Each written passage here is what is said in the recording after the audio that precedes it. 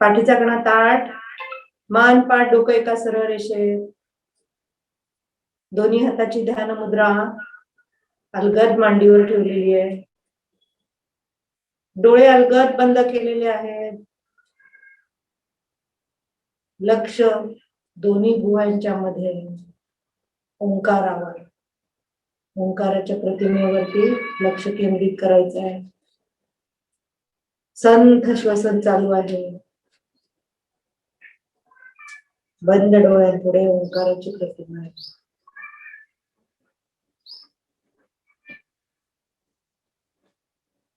श्वसनावर लक्ष केंद्रित करायचंय. श्वास येतो कसा, श्वास जातो कसा, बाहेर पडतो कसा, यावर लक्ष केंद्रित करायचंय.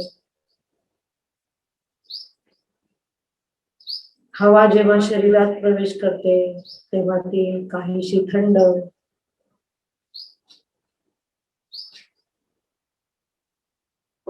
उश्वास बाहेर पडताना, हवा बाहेर पडताना काहीशी गरम होते.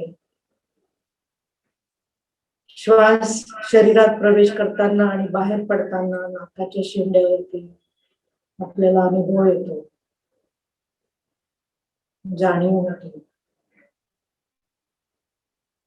एकदा साधारण दीर्घ श्वास आत, संथपणे बाहेर, परत एक साधारण दीर्घ श्वास आत, शांतपणे बाहेर. आपण ओंकार म्हणणार आहोत. ओंकार म्हणताना अ, उ, म या 3 अक्षरात आपण ओंकार म्हणणार आहोत. 3.5 मात्रांचा ओंकार आहे. ओंकार म्हणताना अ म्हणजे थोडे ओठ विलग असतात, उ म्हणताना ओठांचा चंबू होतो आणि म म्हणताना पूर्ण ओठ मिटलेले असतात. ओंकाराच्या कंपनांची अनुभूती घ्यायची आहे, अनुभव घ्यायचा आहे.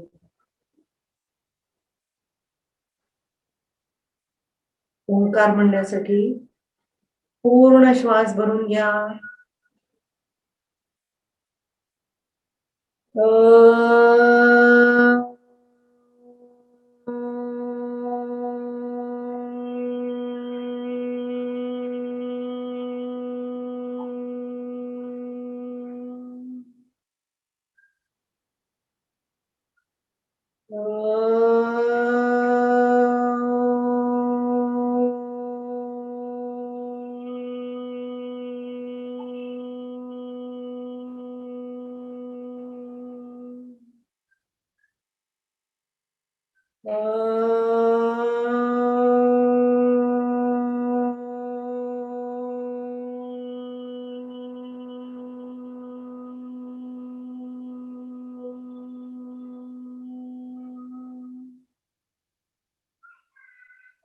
योगेन चित्तस्य पदेन वाचा मलं शरीरस्य च वैद्यकेन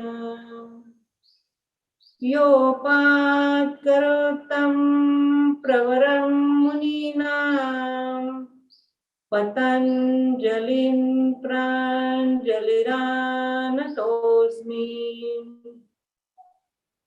गुरुर्ब्रह्मा गुरुर्विष्णु गुरुर्देवो महेश्वरा। परम गुरुर्ब्रह्मा गुरुर्विष्णु गुरुर्देवो महेश्वरा। गुरु साक्षात् परम ब्रह्म तस्मै श्री गुरवे नमः। तस्मै श्री गुरवे नमः। तस्मै श्री गुरवे नमः। दोन्ही हाताचं दर्शन करायचंय. प्राप्त झालेली ऊर्जा बंद डोळ्यांमार्फत ग्रहण करायची आहे. डोळ्यांना ऊब द्यायची आहे. हाताच्या उंजळीमध्ये डोळ्यांची उघडझाप करायची आहे. बोटांच्या फटीतून प्रकाशाची जाणीव करून घ्यायची आहे. अलगद हात डोळ्यांवरनं फिरवायचे, चेहऱ्यावरनं हात फिरवायचा आहे आणि हात खाली घ्यायचे. हरी ओम. डोळे उघडायचे आणि योगाभ्यासासाठी तयार व्हायचे. धन्यवाद. आज आपण आधी मनाच्या श्लोकांचं पठण करूया आणि त्यानंतर निरूपण होईल आणि मग आपण सूक्ष्म व्यायामांकडे प्राणायामाकडे वळू. श्रीराम जय जय रघुवीर समर्थ. नभे चेतकी चाळकू द्रव्य भोंदू, नभे निंदकू मत्सरू भक्ती मंदू, नभे उन्मतू वेसनी संग बांधू, जगी ज्ञानिया तोची साधू अगाधू. श्रीराम नभे वाऊगी चाहुटी काम पोटी, क्रिये वीण वाचाळता तेची मोठी, मुखे बोलिल्या सारखे चालता है, मना सद्गुरु तोची शोधून पाहे. श्रीराम जनी भक्त ज्ञानी विवेकी विरागी, कृपाळू मनस्वी क्षमावंत योगी, प्रभु दक्ष विपन्न चातुर्य जाणे, तयाचे न योगे समाधान बाणे. श्रीराम नभे तेची जाले, नसे तेची आले, कळो लागले सज्जनाचे निबोले, अनुर्वाच्य ते वाच्य वाचे वदावे, मना संत आनंत शोधित जावे. श्रीराम लपावे अति आदरे राम रूपी, भयातीत निश्चित येस स्वरूपी, कदा तो जनी पाहताही दिसेना, सदा ऐक्य तो भिन्न भावे वसेना. श्रीराम सदा सर्वदा राम सन्निध आहे, मना सज्जना सत्य शोधून पाहे.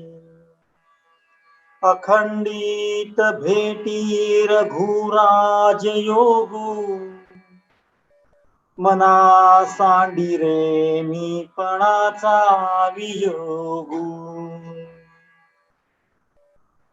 श्रीराम भूते पिंड ब्रह्मांड हे ऐक्य आहे, परी सर्व ही सस्वरूपी साहे. मना भासले सर्व काही पहावे, परी संग सोडून सुखी रहावे. श्रीराम देहे भान हे ज्ञान शस्त्रे खुडावे, विदेही पणे भक्ती मार्गेची जावे. विरक्ती बळे निंद्य सर्वे त्यजावे, परी संग सोडून सुखे राहावे.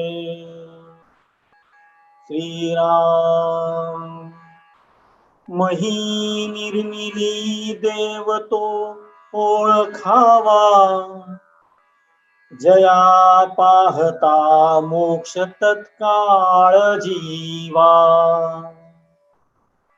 तया निर्गुणा लागी गुणी पहावे, परी संग सोडून सुखे राहावे. श्रीराम. नव्हे कार्य करता नव्हे सृष्टी भरता, परे होऊन परता न लिंपे विवर्ता.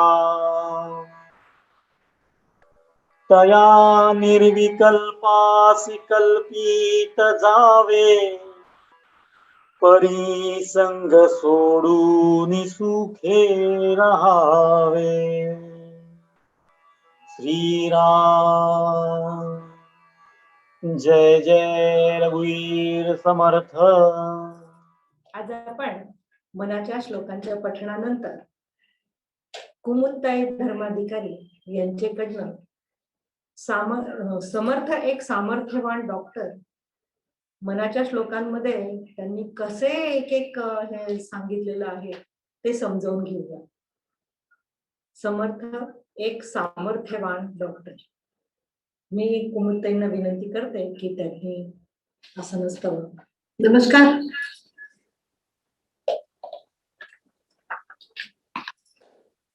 जय जय रघुवीर समर्थ. प्रभू श्री रामचंद्र. प्रभू श्रीराम, सद्गुरु समर्थ रामदास आणि आपल्या हृदयस्थ श्रीरामाला माझा मनापासून नमस्कार. मंडळी, आजचा विषय जरा वेगळा आहे. इथे तुम्हाला कुठल्याही मनाच्या श्लोकांचा संदर्भ नाहीये, तर अख्ख्या मनाच्या श्लोकांचा संदर्भ 205. आता एका वेळी आपण 205 श्लोक तर नाही बघू शकत, हो की नाही? पण तरी सुद्धा त्याची ओळख आपल्याला इथे होणार आहे. समर्थ एक सामर्थ्यवान डॉक्टर. विषय कसा आहे? समर्थ. सम म्हणजे ज्या सत्व गुणांचा अर्थ ज्याला समजलेला आहे तो समर्थ. एक म्हणजे एकमेव. सामर्थ्यवान, ज्याला भगवंताचा अर्थ कळला आहे तो खऱ्या अर्थाने हे त्याच ताकदीचे संत आहेत. संत सगळे तसे असतात, पण समर्थांनी राष्ट्र उद्धरणीचं काम केलेलं आहे, माणसाला घडवण्याचं काम केलेलं आहे. डॉक्टर म्हणजे आपल्या शरीराची निरोगीपण राखण्यासाठी जे आपल्याला उपयुक्त असतात ते डॉक्टर, वैद्य. आता बघा, आता समर्थ डॉक्टर होते का? कुठली त्यांनी डिग्री घेतली होती का? पण आता डॉक्टर हा शब्द खूप प्रचलित झाला आहे. डॉक्टर म्हणजे वैद्य. म्हणजे आपल्या शरीराला काही व्याधी झाली असेल तर त्याचं निदान करतात, त्याच्यावर औषधोपचार करतात, योग्य आहार सांगतात आणि मग आपण बरे होतो. पण 100% मध्ये फक्त 10% लोक डॉक्टर असे असतात की जे खऱ्या अर्थाने समाजसेवा करतात. परंतु आता 90% डॉक्टर तर आपण बघतो आहोत. कोरोनाच्या काळात तर डॉक्टरांचे विविध प्रकार आपल्याला बघायला मिळाले आहेत. पूर्वी वैद्य नाडी परीक्षा करत, हाताची नाडी बघून आणि तेच प्रश्न विचारत की तुम्हाला जळजळत आहे का, तुम्हाला ताप आहे का, तुम्हाला असं होत आहे का, आणि मग आपण त्याला हो अगर नाही असे उत्तर देतो. पण आता उलट झालंय. आता पेशंट आधी सगळं सांगतो, मग डॉक्टर परत सगळ्या तपासण्या करायला लावतात डोक्यापासून पायापर्यंत, आणि एवढं करून निष्पन्न काहीच निघत नाही. मग अनेक प्रकारचे औषधं लिहून देतात, त्यातून जे लागू पडेल ते लागू पडेल. इकडे पैशाचं चक्र वाढत जातं. माणसाची चिंता वाढत जाते आणि शेवटी काही ठिकाणी पैसेही जातात, चिंताही वाढते आणि माणूसही जातो. अशी आजच्या डॉक्टरांची परिस्थिती आहे. कारण मी थोडी परखड बोलते, कारण समाजावर टीका ही थोडी झालीच पाहिजे, लोकशाही आहे. त्यामुळे आजच्या डॉक्टरांकडे विश्वासाने जाणं थोडं भीतीदायक झालंय. आपण 10 वेळा विचारतो का हो होतो ना गुण त्यांचा, चांगली आहे ना ट्रीटमेंट, अमुक आहे ना, असे आपण बरेच ओळखीच्या लोकांना विचारून मग आपण तिथे जातो. कारण प्रत्येकाच्या मनावर आपल्या जगण्याचं एक भय आहे आणि भय, चिंता, काळजी हेच खरं तुमच्या दुखण्याचं कारण आहे. सतत टेन्शन, सतत देहाची काळजी, पैशाची काळजी अशी परिस्थितीप्रमाणे असते माणसाला, नाही असं नाही. ते ओझं आपल्याला हवंच. असं फ्री जगणं सुद्धा सोपं म्हणजे अवघड आहे, पण थोडीशी ओझं माणसाला चिंतेचं, काळजीचं, जबाबदारीचं, कर्तव्याचं असायला पाहिजे, मान्य आहे. परंतु त्याच्याखाली दबून जाऊन व्याधीग्रस्त होणं हे बरोबर नाही. समर्थांनी हीच नाडी ओळखली आहे, माणसाच्या मनाची आणि समाज मनाची नाडी त्यांनी ओळखली बरोबर, आणि म्हणून ते डॉक्टर आहेत. आज डॉक्टर औषध उपचार करून तेवढ्यापुरतं बरं वाटतं आणि पुन्हा मग आपल्याला वेगळे व्याधी निर्माण होतात त्या औषधातून. पण समर्थांची नाडी परीक्षा अशी आहे मंडळी की तिथे माणूस उभा केलाय, त्याला ताकदवान बनवलाय, त्याच्या मनाला धीर दिलाय की तुला काही होत नाहीये, तुझ्यामध्ये पूर्ण सामर्थ्य आहे. कारण ज्या देवाने आपल्याला जन्माला घातलं त्याने सगळी सोशिकता, सगळी सहनशीलता, सगळी कर्तव्य तत्परता आपल्याला बहाल केलेली आहे, हे विसरून उपयोग आहे. पण आपण नेहमी अशा ताकदीने की नाही मी हे सहन करू शकते, मग तिथे मन जर खचलं तर मग व्याधी वाढते.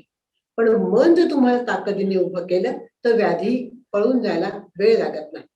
आणि समर्थांनी त्यावेळेचा समाज, त्यावेळेचा काळ, तिथे सगळा घाबरून गेलेला मनुष्य, आता इथे स्त्री पुरुष सगळे आले, ह्या सगळ्यांच्या मनाला एक अशी करुणेची, एक आर्द्रतेची, एक मायेची आणि एक खऱ्या अर्थाने धैर्याची फुंकर घातली की तू उभा राहा, तुला काही होत नाही, तू मनाने खचलाय आणि म्हणून शरीर तुझ्यावर आक्रमण करताय व्याधींचं. पण तुझं मन करारे प्रसन्न सर्व सिद्धींचे कारण. मन जर तुमचं ताकदवान असेल तर या व्याधी तुम्हाला काहीही करू शकत नाहीत. पण मग समर्थांनी काय केलं हो? नाडी बघितली म्हणजे काय केलं? प्रत्येकाचा हात हातात घेऊन नाडी बघितली का समाजामध्ये काही वेगळं काही केलं? समर्थांनी समाजाची एक संपूर्ण परिस्थिती बघून आधी मठ स्थापन केले, बलोपासना सुरू केली.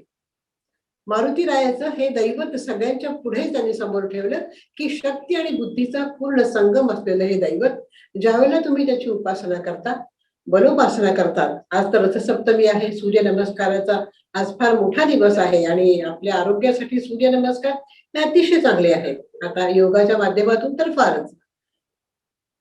हे सगळं समाजापुढे त्यांनी ठेवलं. तरुण मुलांना हे समजून सांगितलं की बाबाने तुमच्या मनामध्ये ताकद आणि बुद्धी ही ज्याचं बळ जर असेल तर तुम्ही कुठलंही कार्य अगदी लीलया पार पाडू शकता. बलोपासना सुरू केली, मठ स्थापन केले, मठाधिपती नेमले, त्या मठाधिपतींना पूर्ण अधिकार दिले. असं नाही की माझं सगळं चालू असेल तुम्ही फक्त अंडर काम करा, असं नाही.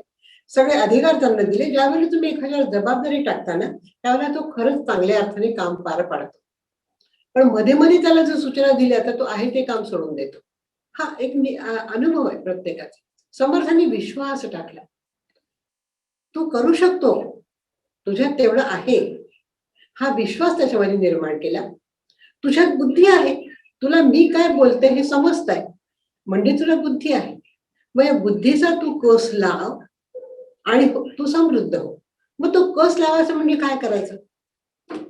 मग त्यांनी साहित्य निर्मिती किती केली मंडळी. समर्थांनी दासबोध लिहिला आहे, समर्थांचे मनाचे श्लोक आहेत, जुना दासबोध आहे, समर्थांचे आत्माराम आहे, समर्थांचं रामायण आहे, समर्थांनी भारुडं लिहिली आहेत, विरहिणी लिहिली आहे, करुणाष्टक लिहिलेली आहेत. त्यांनी कुठलाही काव्य प्रकार सोडलेला नाही. या माध्यमातून त्यांनी जनजागृती केली, साहित्य निर्मिती केली, मठस्थापना केली, बलोपासना सुरू केली. तू अजिबात कमी नाही असं प्रत्येकाला सांगितलं आणि त्यांनी राम जन्मोत्सव सुरू केला. संघटन, तुम्ही ज्या वेळेला एकत्र येतात त्याच वेळेला तुम्हाला एकमेकांचे विचार कळतात, अन्यथा लांबून उपयोग नाही. जवळ गेल्याशिवाय व्यक्ती कळत नाही. यासाठी संघटन हे फार महत्वाचं. आणि राम जन्मोत्सव, राम हा आपला एक भारतीय लोकांचा आत्मा, आदर्शाचा परिपूर्ण असा भाव म्हणजे श्रीराम. प्रापंचिक माणसाला आदर्श ठेवायचा असेल तर प्रभू श्रीरामच हे दैवत आपल्याला फार गरजेचं आहे.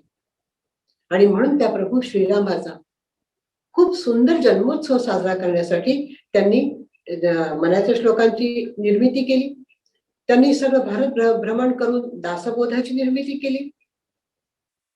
मंडळी, तुम्हाला सांगते, समर्थांनी जो दासबोधामध्ये रोग किती माणसाला होतात याच्यावरचा जो समास वाचला तर जवळजवळ 265 रोगांची नावं आहेत. आणि ती असं नाही की डोक्याचं सांगितलं मग गुडघ्याचं सांगितलं मग बोटाचं, असं नाही, तर सिरियली आहे, डोक्यापासून पायाच्या नखापर्यंत पूर्ण शरीराचा असा एक्सरे काढलेला आहे की असे असे रोग होऊ शकतात. पण हे काय होतं, हे काढून टाकण्याचं सुद्धा सामर्थ्य समर्थांमध्ये आहे. त्यांनी आधी दाखवलं हे रोग होतात तुम्ही असे वागले तर, पण हे रोग जातात तुम्ही मन खंबीर केलं तर.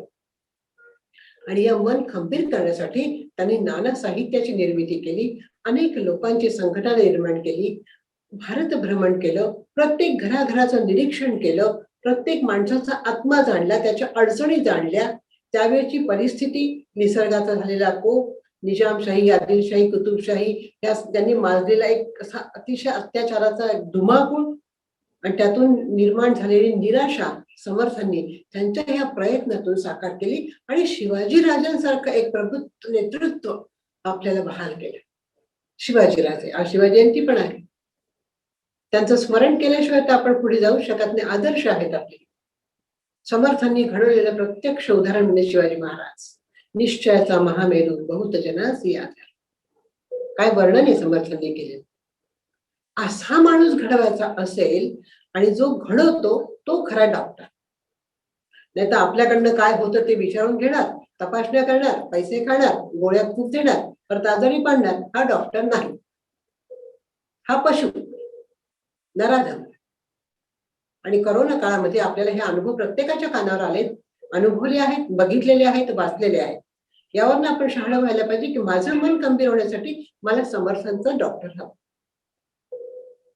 मी जर माझं मन तयार करायचं असेल तर समर्थ साहित्याचा अभ्यास सातत्याने करायला हवा. नंतर रत्नाताईंनी शिकवलेले योग, सूक्ष्म व्यायाम, हे जे निसर्गाशी आणि शरीराशी साधर्म्य साधणारे जे आहेत ते केले की तुम्ही अगदी निरोगी म्हणजे निरोगी राहणार. आयुष्य कसं सुंदर होईल फुलपाखरासारखं. मनाला काळजी नाही राहणार, भय नाही राहणार. मृत्यू येणारी माहिती आपल्याला, म्हणून त्याला घाबरायचं नाहीये. तर मस्त जीवन जगायचे अशा पद्धतीने.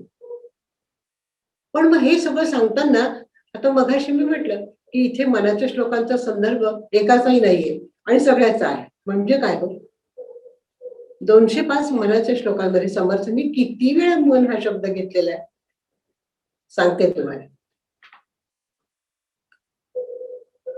मना सज्जना भक्तिपंथीची जाणे, मना वासना दुष्ट कामा नये रे, मना सर्वथा पाप बुद्धी नको रे, मना पाप संकल्प सोडून द्यावा, मना सत्य संकल्प जीवी धरावा, नको रे मना क्रोध हा खेदकारी, मना श्रेष्ठ धारिष्ठ जीवी धरावे, मना बोलणे नीच सोसित झाले, मना चंदनाचे परित्वाज झाले, न होता मना सारखे दुःख मोठे, मनात वाचिले पूर्व संचित केले, मना मानसी दुःख आणू नको रे, मना सर्वता शोक चिंता नको रे, मना सांग रावणा काय झाले, मन पाहता सत्य हे मृत्यूभूमी, मनी मानवा व्यर्थ चिंता वाहते, मना राघवे विण आशा नको रे, मना मानवाची नको कीर्ती तुरे, मना सर्वथा सत्य सांडू नको रे, मना सत्य ते सत्य वाचे बदावे, मना वासना चुकवी येर झरा, मना यातना थोर हे गर्भवासी, मना सज्जना भेटवी राघवासी, मना सज्जना हित माझे करावे आणि मना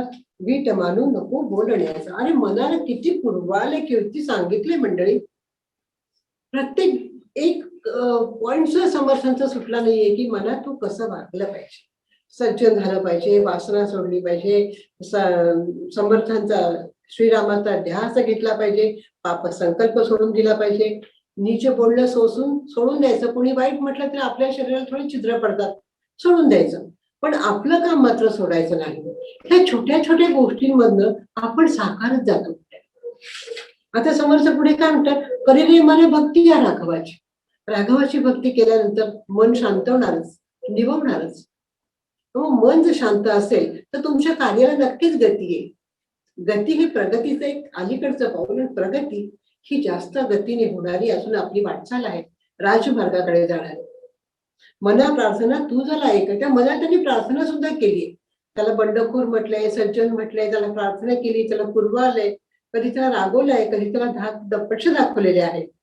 पण त्या मनाला कसं आपल्या काबूमध्ये ठेवावं हे समर्थांनी मनाच्या श्लोकांमध्ये असं बांधून घेतलेलं आहे.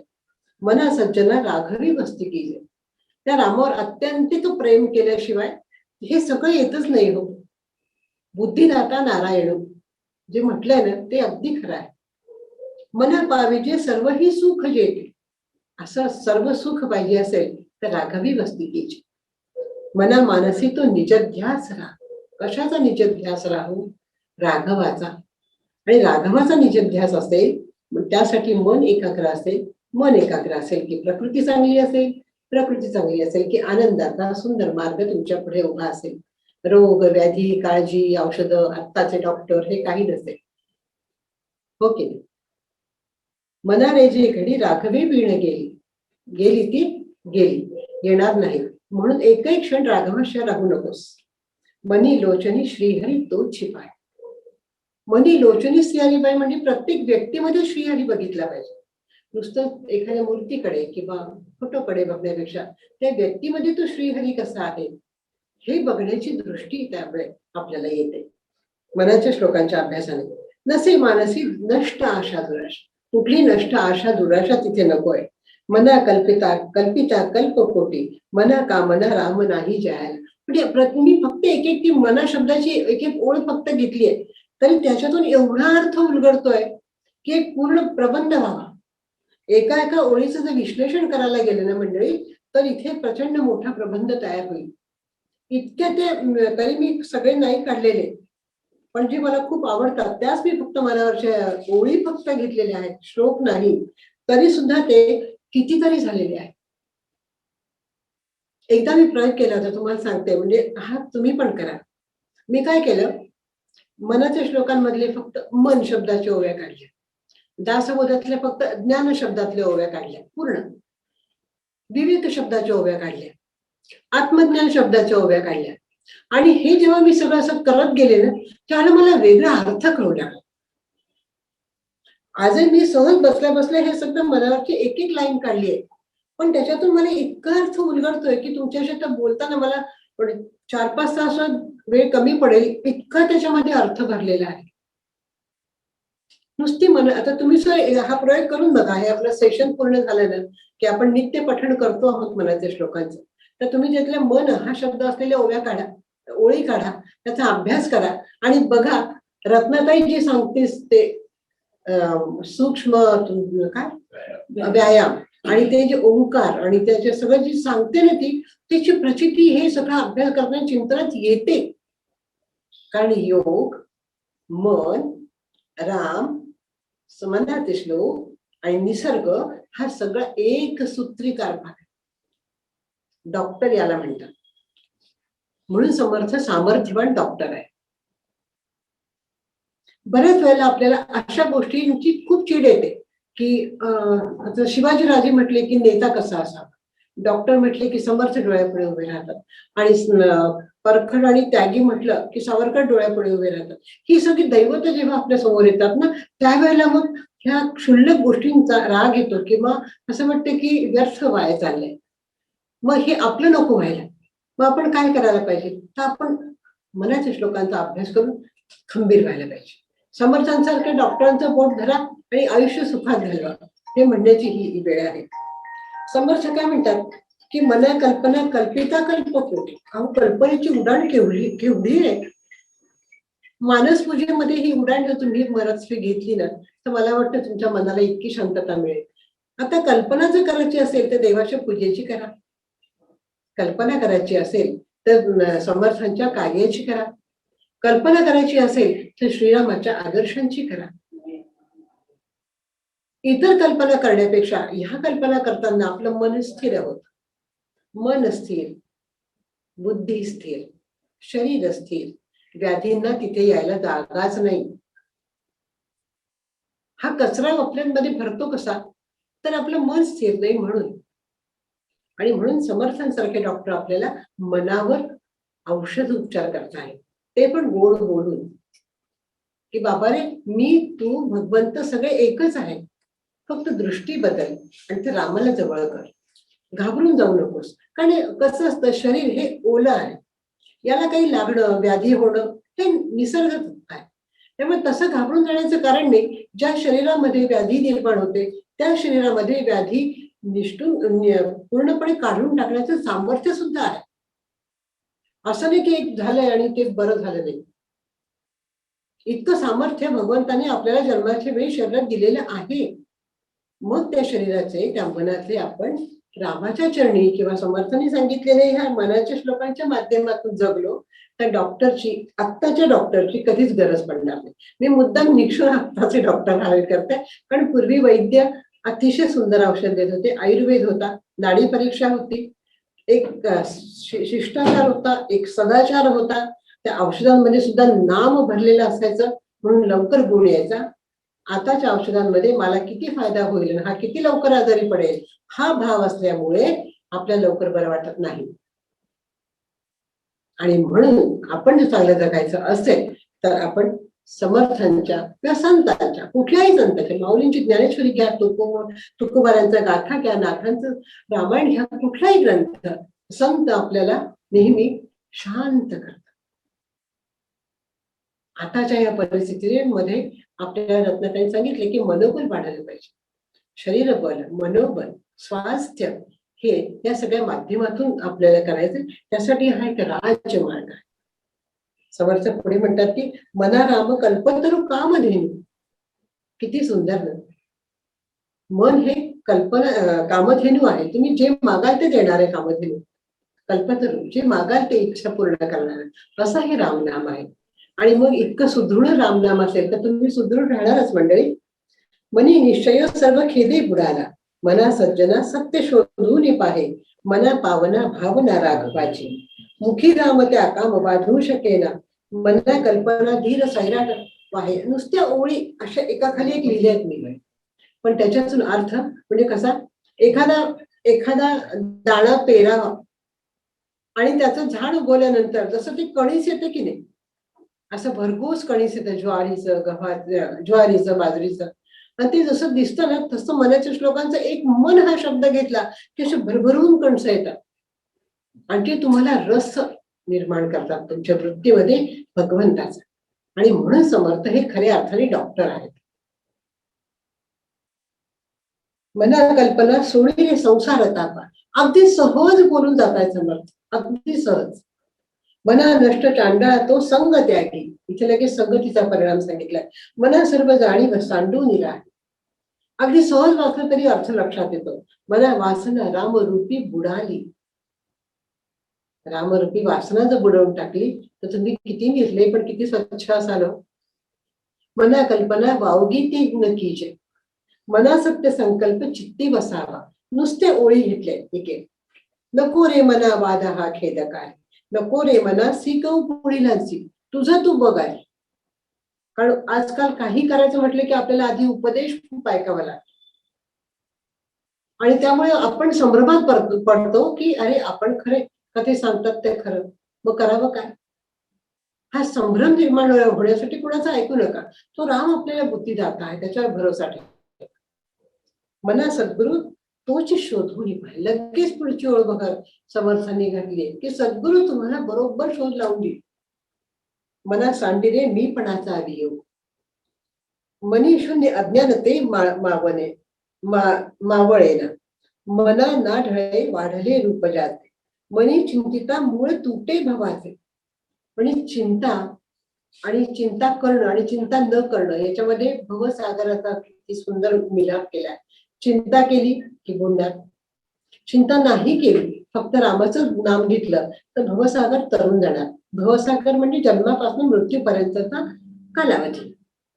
भवसागर असं काही वेगळं असं नाही. बरेच वेळा मला लहानपणी नेहमी वाटायचं भवसागर म्हणजे असं पूर वगैरे असतो का, नदी असते का, प्रवाह, पण तसं नाही. तसं असं भवसागर कळायला लागलं ना मंडळी, तर त्याच्यामध्ये खरंच डंब असं वाटतं. इतकं सुंदर आयुष्य देवाने दिलेलं आहे. पण ते सुंदर अधिक करण्यासाठी मनाच्या श्लोकांचा आधार मात्र 100% घ्यायला पाहिजे. आणि सुदृढ डॉक्टरकडे गेलं की आपण नक्की निरोगी होतो, हे तितकंच खरं आहे. मना भूजरे तुझ हे प्राप्त, मनी सर्वही संघ सोडून द्यावा, मना संघ हा सर्व संघास तोडी, मना संघ हा मोक्ष तात्काळ जोडी. मग इथे सदाचार सांगितला आहे, संघ सांगितला आहे, मैत्री कशी करायची सांगितले आहे, भवसागर तरुण जाण्यासाठी नामाची नौका कशी हातात घ्यायची आहे. नावाडी तो भगवंत आहे, आपण त्या नावेत बसायचं आहे आणि आनंदाने भवसागर तरुण जायचं आहे. यासाठी सुदृढ शरीर, सुदृढ मन, सुदृढ बुद्धी आणि उत्तम जगणं. मग ते किती माहित नाही, 100 असो, 80 असो, 60 असो, जे असेल ते सुद्धा सुंदर करायचं असेल तर समर्थांच्या डॉक्टरांकडे तुम्ही जा आणि नक्की अतिशय निरोगी जीवन जगा. त्या समर्थांसारखा डॉक्टर आयुष्यात सापडणार नाही, त्याला कधीही सोडू नका. आणि हा अनुभव मला आहे आणि जे समर्थ भक्त आहेत तेही तितक्याच पद्धतीने ताकदीने काम करतायत. आज मोदींकडे बघितल्यानंतर काय वाटतं, प्रतिसमर्थ आहेत, कामाचा काय वेग आहे, विचारांची केवढी झेप आहे. असं निरीक्षण जर तुम्ही ठेवलं ना तर नक्की ठाई ठाई तुम्हाला समर्थांचे उपदेश लक्षात येईल. आणि म्हणून म्हणते मंडळी की सुदृढ राहा, मस्त जगा, समर्थांच्या डॉक्टरांकडे जा. जय जय रघुवीर समर्थ. धन्यवाद कुबुताई, खूप छान. आज त्यांनी नवीन एक दृष्टी दिली आणि ती दृष्टी म्हणजे मन हा शब्द जिथे जिथे आलाय ना त्या ओव्यात म्हणजे अभ्यास कसा करावा हे मला त्यांनी आज नवीन दृष्टी मिळाली की तशा ओव्या शोध, विवेक वैराग्याच्या ओव्या शोध, मनाच्या ओव्या शोध आणि तिथून अभ्यासाला सुरुवात कर. खूप छान मला ह्या विचारातून मिळालंय. मनालाच बोध का, समर्थांनी मनालाच संस्कारित का केलंय? कारण शरीरात रोग होणार ते आपण दूर करू शकतो. मनाला कुठे आपण मलमपट्टी किंवा मलमपट्टी नाही करू शकत. ते मनानेच खंबीर व्हायला हवंय आणि मनानेच ते रोग काढले पाहिजे. सगळ्या मनात म्हणजे मन हेच रोगाचं मुख्य कारण आहे. तिथूनच सगळं सुरू होतं, तिथूनच सगळे रोग सुरू होतात. म्हणून मन खंबीर बनवा. त्याबरोबर शरीर सुद्धा तुम्हाला बलवान पाहिजे. स्वतः रामदास स्वामी हे जोर बैठका काढत होते, फिरायला जात होते, त्यांनी भारत भ्रमण केलं आहे. हे त्यातूनच सिद्ध झालेलं आहे की तुम्ही चाला, जोर बैठका काढा आणि शरीर स्वस्थ ठेवा. आज आपण म्हणजे आज आपला हा साधना वर्गाचा 26वा दिवस. 26 दिवस कसे गेले तेच कळले नाही. आणि आपण सूक्ष्म व्यायामाचे जवळपास सगळे प्रकार तुमच्याकडनं करून घेतले. पायापासून डोक्यापर्यंत म्हणजे सगळे प्रकार आपले करून झालेले आहेत. हाताचे, पायाचे, चेहऱ्याचे, प्राणायामाचे काही प्रकार शिकवले आहेत. इव्हन आपण काल खुर्चीवरचे सूर्य नमस्कार सुद्धा केले. काल आंतरराष्ट्रीय सूर्य नमस्कार दिवस होता, त्या निमित्ताने आपण खुर्चीवरचे नमस्कार सुद्धा आपण केलेले आहे. आता आज आपण थोडस शरीर शुद्धीकडे जाऊया. शरीर शुद्धीसाठी अनेक प्रकारे जलनेती, सूत्रनेती किंवा आणखीनही काही काही प्रकार आहे, नवली, त्राटक वगैरे आहेत. पण आपल्याला श्वसन मार्गाच्या संबंधित जी क्रिया आहे, शुद्धी क्रिया आहे, तीच आपण बघूया. प्राणायामामध्ये आपण संथ श्वसन, दीर्घ श्वसन, भ्रामरी असे प्राणायाम शिकलो आहे. आणि चंद्रभेदन आणि सूर्यभेदन हे सांगितलेले आहेत तुम्हाला, आपण केलेले आहेत. आज आपण शुद्धी क्रियांमध्ये कपालभाती हा प्राणायाम नाही येतो, शुद्धी क्रिया आहे, पण प्राणायामासारखाच श्वसनाशी निगडीत असल्यामुळे त्याला शुद्धी क्रिया आपण म्हणू. ही शुद्धी क्रिया कशी करायची, लगेच कोणीही करायला सुरुवात करू नका. कदाचित काही जणांना येतही असेल, पण ती लगेच करू नका. ती कशी करायची ते मी आधी सांगते. कपालभातीमध्ये पूरक रेचकाचं प्रमाण नाहीये. कंटिन्युअस निश्वास, उश्वास टाकायचा आहे, फक्त बाहेर श्वास सोडायचा आहे. आवश्यक असलेला प्राणवायू आपोआप शरीरामध्ये प्रवेश करणार आहे. हा श्वसनाशीच निगडीत आहे, पूर्णपणे ही शुद्धी क्रिया श्वसनाशी निगडीत आहे. श्वसन मार्ग मोकळा ठेवणे हा ह्या शुद्धी क्रियेचा मुख्य वैशिष्ट्य आहे. हे मुख्य वैशिष्ट्य आहे. यात पद्मासनात बसलं तर जास्ती चांगलं, अदरवाईज तुम्ही आहे त्या स्थितीमध्ये हे करू शकता. कपाल म्हणजे कवटी, डोक्याचा भाग, आणि भाती म्हणजे चमकणं, असा ह्याचा शब्दशः अर्थ होतो कपालभाती. मेंदूवरती म्हणजे मोठा मेंदू आणि लहान मेंदू याच्यावरती ह्याचा परिणाम जास्त होतो. ह्यात कंटिन्युअस रेचक म्हणजे आता आपण अर्थ बघितला, एक दिवस सांगितलं होतं ते, पण परत एकदा सांगते. पूरक म्हणजे श्वास घेणे, कुंभक म्हणजे श्वास रोखणे, आणि रेचक म्हणजे श्वास सोडणे. म्हणजे रेचक हीच कपालभातीची मूळ प्रक्रिया आहे. पूरक हा नॅचरल होत राहणार आहे. आपल्याला रेचक करायचं आहे, फक्त रेचक करायचं. आणि रेचक करताना पोटाला थोडासा धक्का मारून रेचक करायचा आहे, म्हणजे जाणीवपूर्वक रेचक करायचा आहे. श्वास घ्यायला काही जाणीव नाही, म्हणजे त्याला तो आपोआप होणार आहे, नॅचरल होणार आहे. आणि धक्का मारून पोटात धक्का देऊन थोडासा रेचक करायचा आहे. म्हणजे थोडक्यात आपण याचं वर्णन असं करू शकतो की जोरदार रेचक आणि नैसर्गिक पूरक म्हणजे हे त्याचं स्वरूप झालं. कपालभातीचं स्वरूप कसं आहे तर जोरदार रेचक, जाणीवपूर्वक रेचक आणि नैसर्गिक पूरक असं याचं स्वरूप आहे. हे कशाप्रमाणे होते क्रिया माहितीये का, तर लोहार असतो ना, लोहाराचा भाता कसा असतो त्याप्रमाणे ही क्रिया होत असते. कपालभातीनंतर पश्चात कर्म म्हणून आपल्याला संथ श्वसन करायचं आहे. आणि हे सगळं करायचं आहे म्हणून आज आपण आधी मनाच्या श्लोकांचं पठण केलं, निरूपण झालं, आणि आता ही आपण शुद्धी क्रिया समजून घेऊया.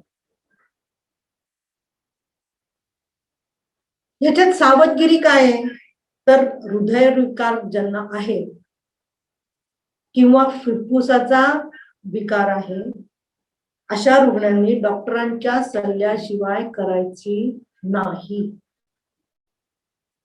मी परत एकदा सांगते, ज्यांना हृदयाचा त्रास आहे, ज्यांना फुफ्फुसाचा त्रास आहे, अशा रुग्णांनी कपालभाती ही क्रिया डॉक्टरांच्या सल्ल्याशिवाय करू नये. त्यामुळे आणखीन एक आहे की ज्यांना मूळ व्याधीचा त्रास आहे किंवा उष्णतेचा त्रास आहे अशांनी सुद्धा ही क्रिया मार्गदर्शनाशिवाय करू नये. ज्यांना फिट्स येत आहेत ना किंवा सतत चक्कर येते अशा रुग्णांनी सुद्धा ही क्रिया करायची नाहीये. किंवा हे सगळे मार्गदर्शनाशिवाय कोणीही ही क्रिया करायची नाही. ह्या क्रियेचे म्हणजे कपालभाती याचे फायदे काय आहेत ते आपण थोडक्यात बघूया.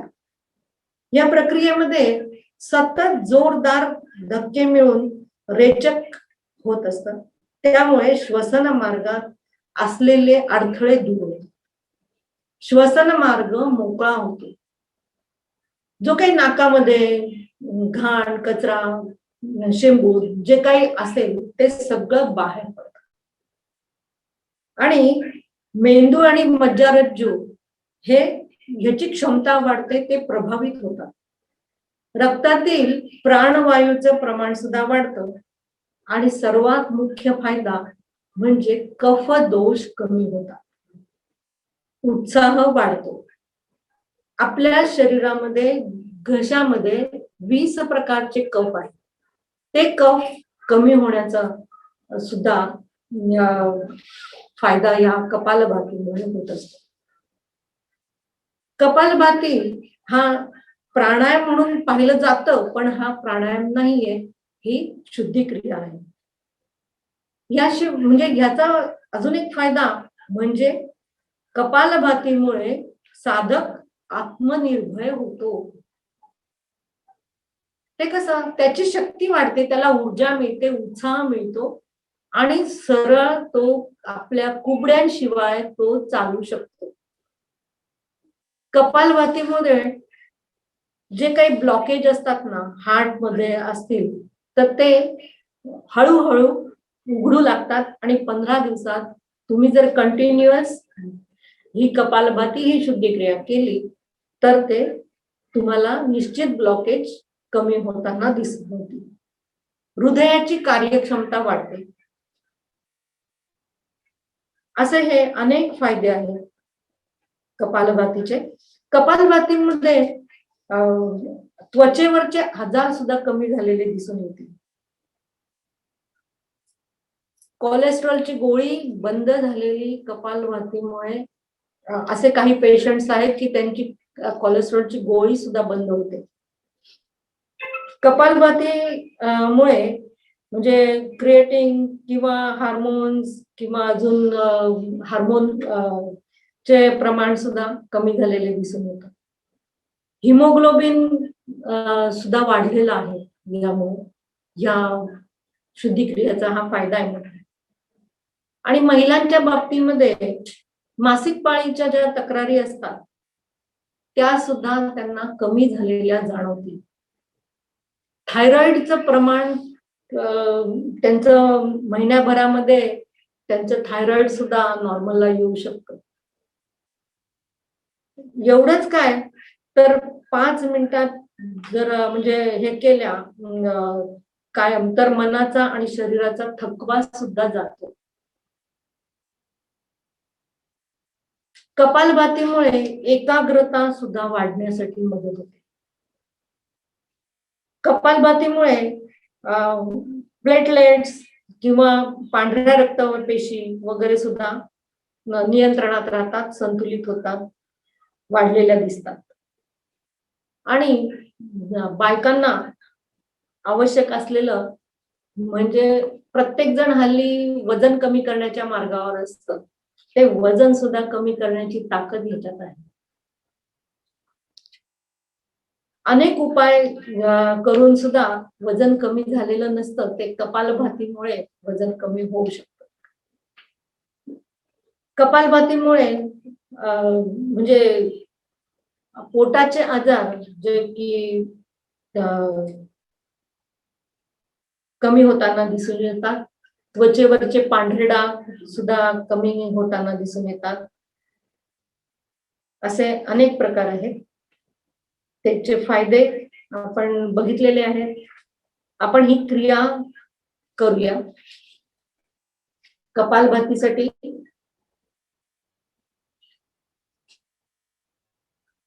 ताठ बसायचंय, पाठीचा कणा ताठ, मान पाठ डोकं एका सरळ रेषेत. दोन्ही हाताचे द्रोण मुद्रा करायची. द्रोण मुद्रा म्हणजे द्रोणासारखा एक असा खोलगट भाग असा करायचा आहे, तर ही द्रोण मुद्रा. आणि ती गुडघ्यांवरती ठेवून गुडघे पक्के धरायचे, जेणेकरून आपला बघा तुम्ही गुडघे जर आपण पक्के हे केले तर आपण ताठ बसू शकतो, पाठीचा कणा ताठ होतो. आणि कंटिन्युअस निश्वास टाकायचा. सुरुवातीला एकदा श्वास भरून घ्या, नंतर श्वास भरायची गरज नाहीये, श्वास सोडायचा.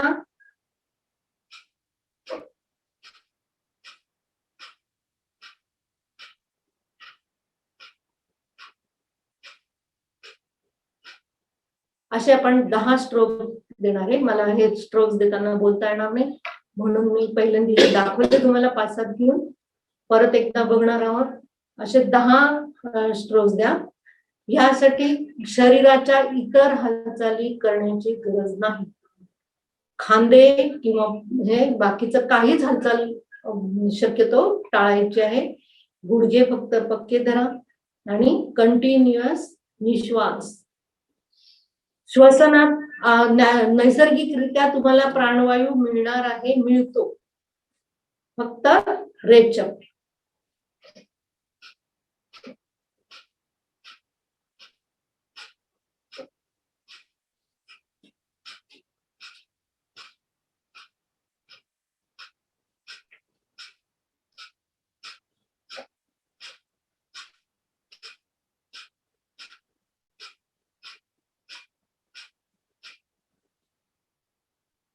त्यानंतर संथ श्वसन. ज्यांना शक्य आहे त्यांनी ही क्रिया करून बघायची आहे. फक्त व्हिडिओ ऑन ठेवा आणि मगच ही क्रिया करा. जे हार्ट पेशंट आहेत त्यांनी करू नका, ज्यांना फुफ्फुसाचा आजार आहे त्यांनी करू नका, मूळ व्याधीचा त्रास असेल तर करू नका, उष्णतेचा त्रास असेल त्यांनी करू नका. कारण आता समोर मार्गदर्शन करायला किंवा डॉक्टरांच्या सल्ल्याने त्यांनी करायचं आहे. परत एकदा आपण करूया आणि नंतर प्रार्थनेकडे वळू. पहिल्यांदा श्वास भरून घ्यायचा,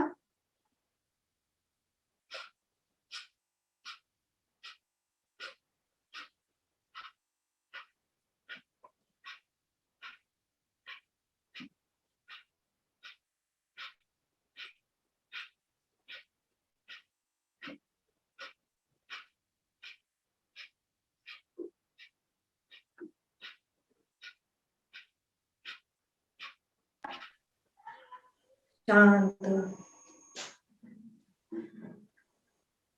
आपण संथ श्वसन करणार आहोत. पाठीचा कणा ताठ, मान पाठ डोकं एका सरळ रेषेत आहे. दोन्ही हाताची सहज ध्यान मुद्रा. डाव्या हाताच्या तळव्यावरती उजवा हात ठेवायचा आहे आणि दोन्ही अंगठे एकमेकांना मिळवून घ्यायचेत आणि आपल्या मांडीवर ओटी नाभीच्या खाली दोन्ही हात ठेवायचे. डोळे अलगद बंद. कमलदलाप्रमाणे डोळे बंद करायचे. संथ श्वसन चालू ठेवा. कपालभाती या प्रक्रियेचा तुमच्या शरीरावर, मनावर जिथे कुठे ताण आला असेल तो काढून टाकायचा आहे.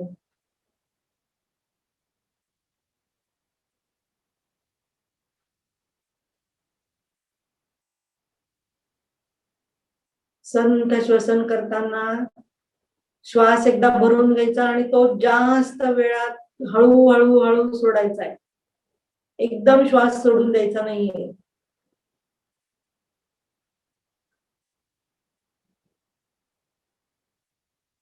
चार आकड्यात श्वास घेऊन 8 आकड्यात सोडण्याची क्रियेला आपण संथ श्वसन म्हणू शकतो.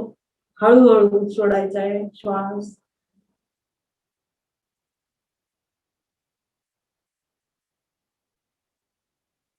प्रार्थनेकडे वळूया. साधारण दीर्घ श्वास आत, संथपणे बाहेर.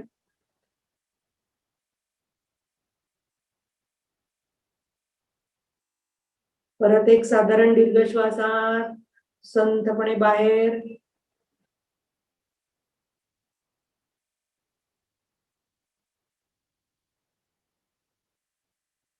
परत एक साधारण दीर्घ श्वासात संथपणे बाहेर.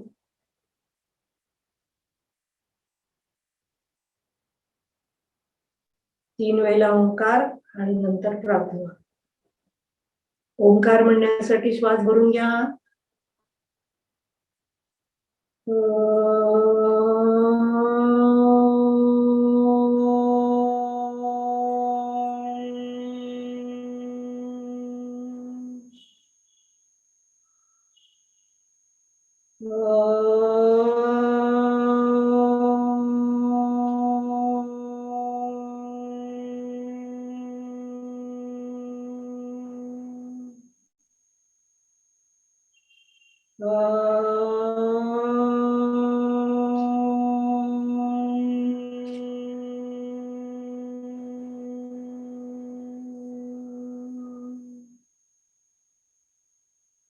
ओम असतो मा सद्गमय.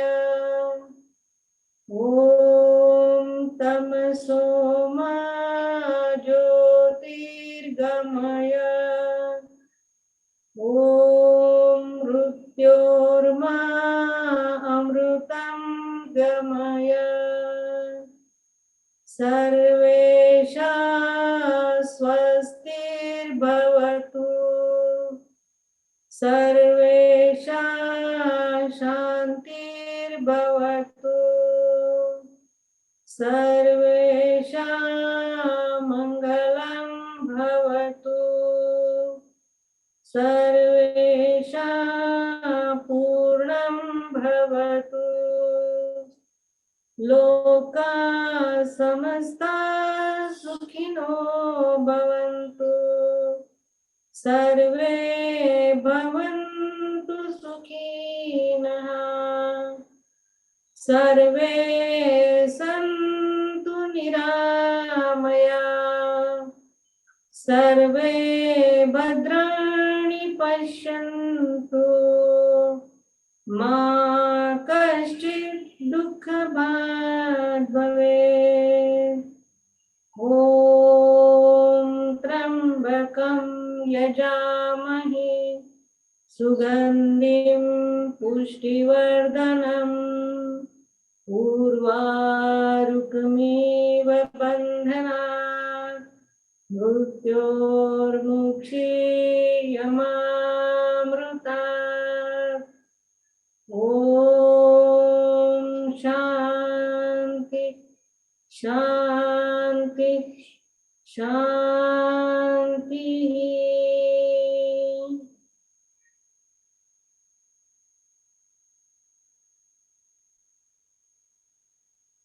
संथ श्वसन चालू ठेवा. दूर दूरचे आवाज ऐकण्याचा प्रयत्न करा. रस्त्यावरून जाणाऱ्या गाड्या, त्यांचे आवाज पूर्णपणे ऐकू येत आहेत.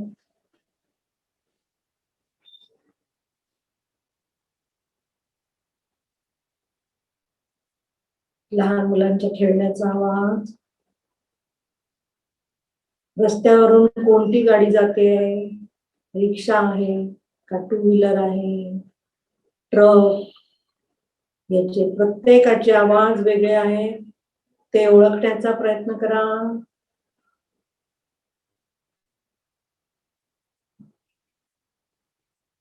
पक्ष्यांचे आवाज.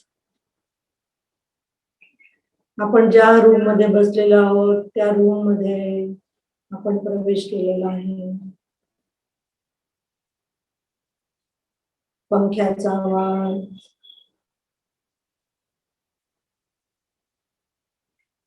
आपल्या कुटुंबियांचा आवाज. इतरांच्या होणाऱ्या हालचाली ओळखण्याचा प्रयत्न करा. आपण आपल्या शरीराविषयी सजग झालेलो आहोत.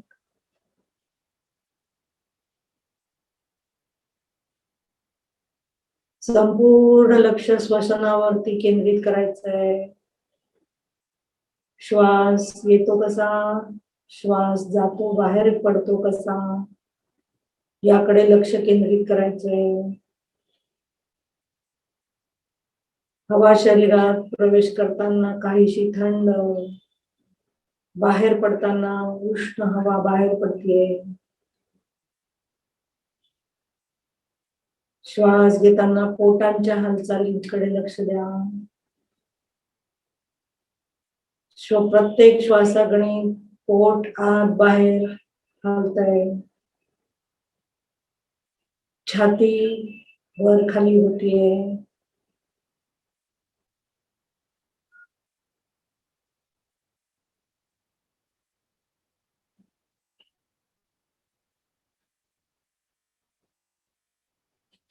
संपूर्ण लक्ष माझ्या शरीरावरती केंद्रित आहे.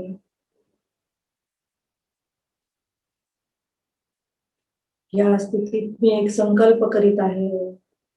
माझ्या मागे आपण संकल्प म्हणा. 24 तासाच्या व्यस्त दिनचर्येत मी 1 तास नित्य योगाभ्यास करेन. त्याचा माझ्या शरीरावर आणि मनावर होणारा परिणाम मी माझ्या नातेवाईकात, मित्रमंडळीत आणि अपतेष्टांना जरूर सांगेन व त्यांना योगाभ्यासासाठी प्रवृत्त करेन. हा माझा संकल्प माझ्या हितासाठी आहे याची मला जाणीव आहे.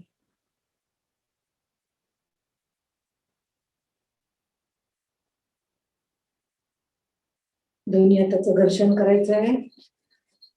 प्राप्त झालेली ऊर्जा बंद डोळ्यांमार्फत ग्रहण करायची आहे. डोळ्यांना ऊब द्यायची आहे. हाताच्या ओंजळीत डोळ्यांची उघडझाप करायची आहे. बोटांच्या पटीतून प्रकाशाची जाणीव करून घ्यायची आहे. डोळ्यांवरनं बोट फिरवायचे, बोट फिरवायची आहे. चेहऱ्यावरनं हात फिरवायचा आहे. केसांवरनं हात फिरवायचा आहे. आपल्या शरीरावरनं, हातावरनं, पायावरनं हात फिरवायचा आहे. मायेच्या ममतेने, मातेच्या ममतेने हा स्पर्श करायचा आहे आपल्या शरीराला. अलगद डोळे उघडायचे. हरिओम. वर्गविराम. कृष्णार्पणमस्तु. कृष्णार्पणमस्तु. शुभम भवतु. आजचा हा वर्ग मी कुमुदताई धर्माधिकारींचे धर्माधिकारी काका, जे की रोज ताईंना इथे घेऊन येतात आणि बरोबर अगदी वेळेच्या आधी घेऊन येणार. त्यांची जबाबदारी ते अगदी योग्य रीतीने आणि खूप छान रीतीने करतात. त्यांना मी हा वर्ग समर्पित करते. सर्व ज्येष्ठ नागरिकांना नमस्कार. भेटूया उद्या संध्याकाळी ठीक 5 वाजता. हीच लिंक आहे